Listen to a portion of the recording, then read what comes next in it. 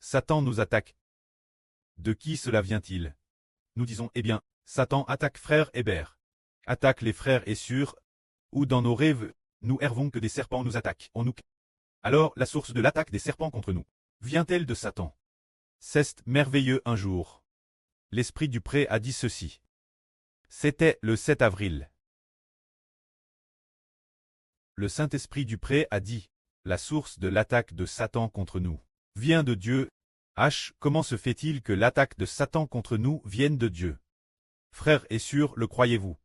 Nous demandons sur Gomu, sur la source de l'attaque de Satan contre nous vient de Dieu. Sur le croyez-vous? Le croyez-vous? Cela ne vient pas de Satan Louim. Satan n'est-il pas une créature? Il est une créature. La source de l'attaque de Satan contre nous vient de Dieu.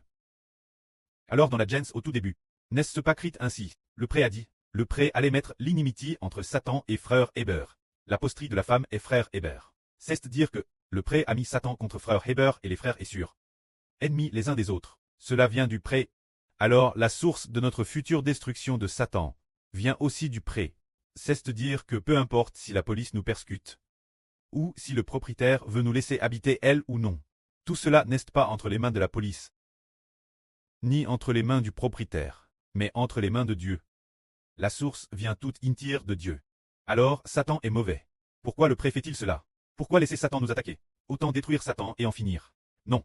S'il n'y avait pas d'attaque de Satan, nous ne serions pas faunes, nous ne grandirions pas. Soit toutes ces calamites, tout vient de Dieu. Dieu, pour notre bien, nous fait très afin, très forts pour devenir l'image de Dieu et du Seigneur Christ. Le pré laisse Satan nous attaquer. Et dans les rêves, hier aussi il y a eu une attaque de serpent. Avant-hier aussi. Tout cela, pour quelle raison est-ce? C'est que sans ces attaques, nous ne serions pas difficiles. Sans ces persécutions et tribulations, si tout est paisible, ce ne serait pas possible. Par exemple, l'arme babylonienne est venue attaquer Israël. Est-ce que c'était le roi le dirigeant de l'arme babylonienne qui a voulu attaquer de lui-même? Non. C'est Dieu qui a mis cette pensée d'attaquer Israël dans le cœur du roi. Alors le roi a envoyé ses troupes pour détruire Jérusalem. Cela venait de Dieu. Parce que Dieu voulait que les Israélites aient un cœur repentant, qu'ils n'adorent plus d'idoles. Et c'était pour punir Israël. Tout cela vient de Dieu. Tout ce qui arrive n'arrive pas sans raison. Cela vient du pré-cleste. Ainsi, nous sommes soumis diverses persécutions et errances. Tout cela relève de la bonne volonté de Dieu, tout cela a un but divin. Alors nous n'avons besoin que d'une chose, se dire très prêtesse. Le pré nous faune, nous avons un cœur reconnaissant, ne pas se décourager ni abandonner. Et puis, ne pas se plaindre non plus, ne pas se plaindre cause de la faiblesse des frères et sœurs. Et ne pas non plus cause de se plaindre parce que les frères et sœurs parlent trop. Rien de tout cela ne doit exister. Dieu a créé chacun pour se faoner mutuellement. S'il n'y avait pas le faunage de ses sœurs, sans le faunage entre frères et sœurs, nous ne pourrions pas être purifiés. Nous ne nous plaignons pas. Qu'il s'agisse de diverses attaques, nous ne nous plaignons pas non plus, ou de la faiblesse des frères et sœurs, nous ne nous plaignons pas. Au contraire, soyez reconnaissants. Pourquoi le pré par exemple? Chacun est créé par le pré.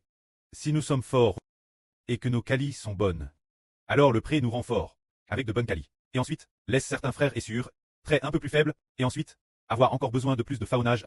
Alors nous devons très reconnaissants, en disant, oh, pré, tu faones ton enfant, pour qu'il devienne fort, et que ses qualités soient un peu meilleures. On devrait être reconnaissant ainsi. Au lieu de se plaindre des frères ou des sœurs, ce n'est pas bien. On ne peut pas faire à.